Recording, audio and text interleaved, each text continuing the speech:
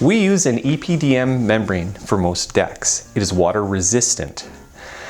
It's gravity laid on the deck and it holds in place by the weight of the stones.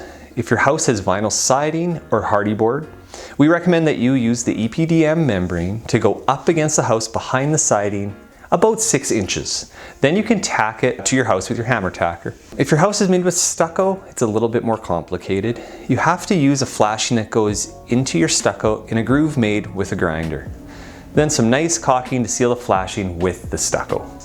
To install the EPDM membrane, just unfold it onto the deck and put it in a way where it will go up against the house at least 6 inches. It's very straightforward.